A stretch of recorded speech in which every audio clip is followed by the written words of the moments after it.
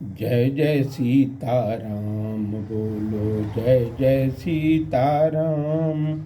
जय जय सीताराम बोलो, जय जय सीताराम।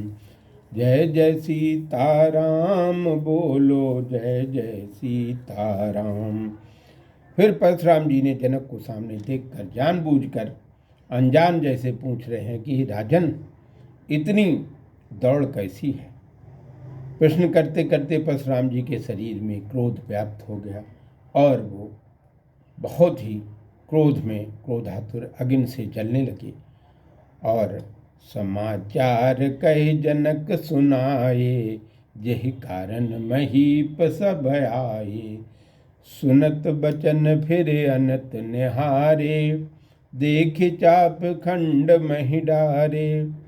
जिस कारण संपूर्ण राजा मिथिला नगर में आए थे वो सब समाचार कहकर जनक जी ने सुनाया। और जनक जी के वचन सुनकर परशुराम जी के ने पीछे मुड़कर देखा तो दूसरे स्थान को निहारा तो उन्होंने पृथ्वी पर फेंके हुए भगवान शिव के धनुष के 2 टुकड़े देखे। उन टुकड़ों को देखते ही उनको बहुत बड़ा क्रोध आ गया। बाबा कहते हैं, अतिरिस बोले बचन कठोरा, कही जड़ जनक धनुष कही तोरा। बेग दिखाओ मूढ़नत आजू, बेग दिखाओ मूढ़नत आजू। उलटहूँ मैं ही जहीं लगी जब राजू। परशुराम जी अत्यंत क्रोध में भर गए और उन्होंने कहा कि जिसने ये भगवान शिव के धनुष को तोड़ा है उसको शीघ्र ही मुझे दिखाइए, अन्यथा मैं पूरे राज्य को उलट पलट कर दूंगा। तब आगे बाबा कहते हैं, अति डर उतर दे तन अपनाही, और कुटिल भूप हर से मन माही। सुरमुनि नाग नगर नर नारी, सोच ही सकल त्रासुर भारी। अत्यंत डर के कारण जनक जी परशुराम जी के कोई उत्तर नहीं दे रहे हैं। कुटिल प्रकृति के राजा मन में बहुत प्रसन्न हो रहे हैं और देवता मुनि तथा मिथिला के सभी नर नारी चिंता ग्रस्त हो रहे हैं। सबके मन में परशुराम जी को का बहुत बड़ा भय है, क्योंकि उन्होंने 21 बार क्षत्रि विहीन पृथ्वी कर दी। मन पचितात सीय महतारी, और विदे अब संभरी बात बिगारी। भृगपति का स्वभाव सुन सीता माँ अरघ निमेष कल्प संबीता।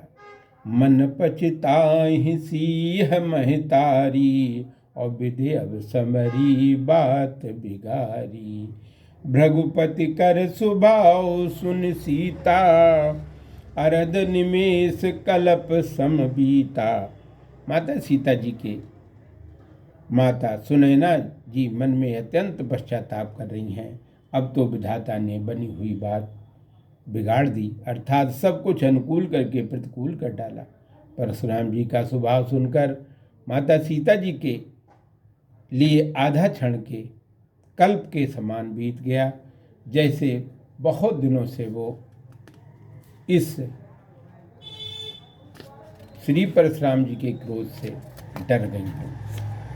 और सब बिलो के लोग सब जान जान की भीर, और हृदय न हर्ष विषाद कछो बोले श्री रघुवीर।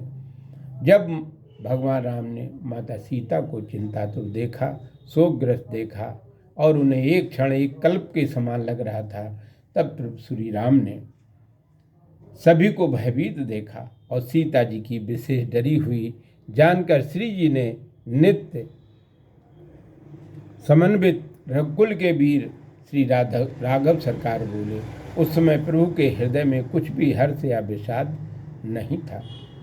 नाथ शंभु धन भंजन हारा, कोई एक दास तुम्हारा। आयुषु कहा कही किन मोई, सुनिर साय बोले मुनि कोई। हे नाथ, शिव जी के धनुष को तोड़ने वाला कोई एक प्रधान आपका दासी होगा, क्या आज्ञा है वो कहें। प्रभु का वचन सुनकर स्वभाव से क्रोधी मुनि परशुराम ऋषि परशुराम जी को क्रुद्ध होते देखते हुए बोले, सेवक सो जो करहि शिवकाई, अरे करनी कर करहि लड़ाई। सुनो राम जय शिव धनु तोरा, सहस बाहु सो समरिप मोरा। सो बिल गाय बेहाय समाजा, नत मारे जई हैं सब राजा। परशुराम जी के जी बोले, हे राघव, सेवक की वो है जो सेवा करता है, शत्रु जैसा आचरण करके तो तुमको ये बात नहीं करनी चाहिए। हे राम सुनो, जिसने शिव जी का धनुष तोड़ा है वो सहस्त्र बाहु के समान मेरा शत्रु है, और वो शिव धनुष तोड़ने वाला राज समाज श्रवण कर स्वयं अलग हो जाए, अथवा यदि तुम मेरी आज्ञा का पालन करना चाहते हो तो इस राज समाज से शिव धनुष तोड़ने वाले को अलग कर दो। यदि अलग नहीं होता है तो राज समाज की ब्याही अर्थात उसे छोड़कर अलग हो जाए, नहीं तो सभी राजाओं को मारे जाएंगे। सुनि मुनि बचन लखन मुस्काने, और बोले परसु धरहि अपमाने।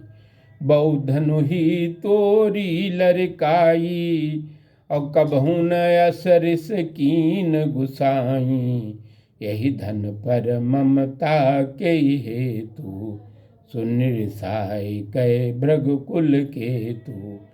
मुनि परशुराम जी के वचन सुनकर लक्ष्मण जी मुस्कुराए और सब राजाओं का अपमान करने लिए परशुराम जी से बोले, हे स्वामी, लड़कपन में हमने धनुर्विद्या का अभ्यास करते हुए बहुत से छोटे छोटे धनुओं को तोड़ डाला है, तब आपने कभी भी ऐसा क्रोध नहीं किया।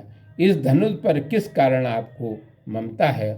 और ये सुनकर भृगुकुल के पताका स्वरूप परशुराम जी क्रुद्ध होकर बोले, रे नृप बालक काल बस, बोलत तेहिन संहार।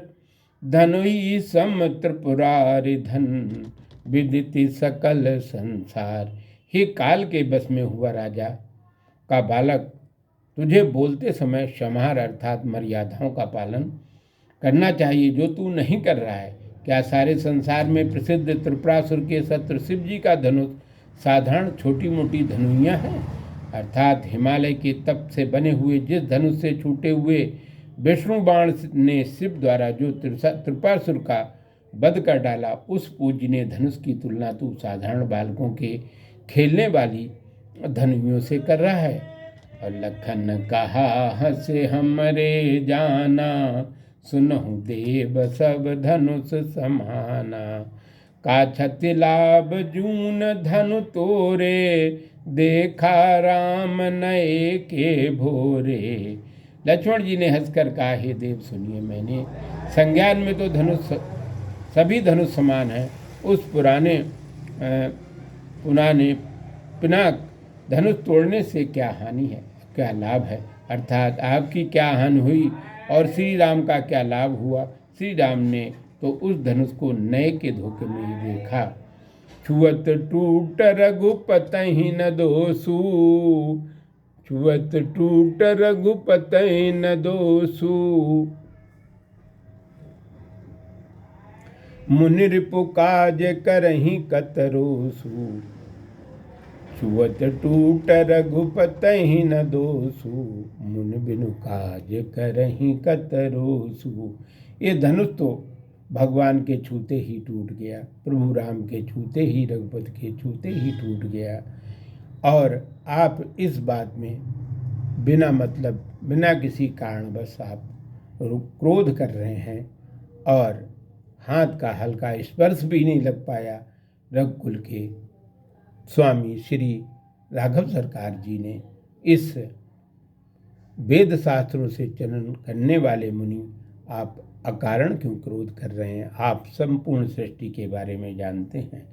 ऐसे भगवान परशुराम जी की बात लक्ष्मण जी से हो रही है और यहीं पर राघव सरकार के लिए मेरे भगवान हैं हनुमान, मेरे राघव हैं सरकार, मेरे हनुमान हैं भगवान, मेरे राघव हैं सरकार। सीताराम हनुमान, सीताराम हनुमान, सीताराम हनुमान, सीताराम हनुमान। बोलो जय लक्ष्मण सरकार की जय।